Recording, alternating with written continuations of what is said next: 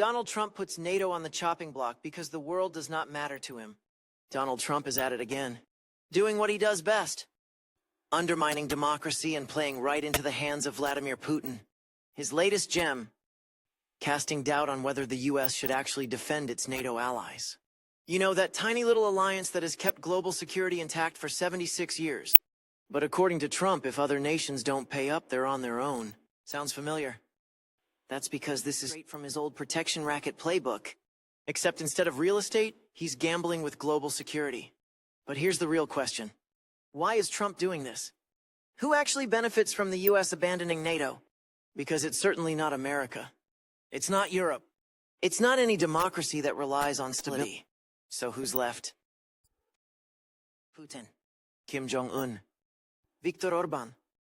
Every authoritarian who wants to see the West divided and weak. That's who. And let's think about this for a second. What happens if NATO collapses?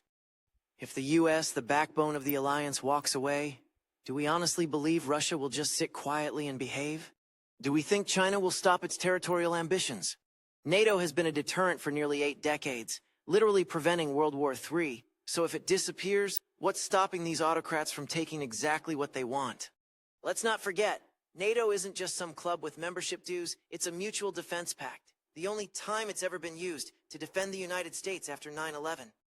NATO allies didn't hesitate. They showed up for us, and now Trump wants to pretend they'd just shrug if we needed them. That's not just insulting, it's dangerous. And while Trump throws this reckless tantrum, responsible leaders are scrambling to reassure the world that NATO is still strong. Secretary General Mark Rutte had to step in like a babysitter, reminding everyone that the alliance isn't going anywhere, no matter what nonsense Trump spews. So let's be blunt. Trump has been trashing NATO since 2017, cozying up to Putin, throwing allies under the bus. His latest remarks aren't just foolish, they're a direct threat to global stability. And if there's one thing history has taught us, it's that when democratic alliances fall apart, dictators move in. Are we really going to let Trump hand Putin exactly what he wants? If the answer is no, then it's time to take action. Call your senator. The Capitol switchboard number is easy to find. Use it. Demand that they push back against Trump's NATO sabotage. Because if he gets his way, we're looking at a world where democracy takes a back seat to dictatorship. And we all know how well that turns out. Please like and subscribe. Donald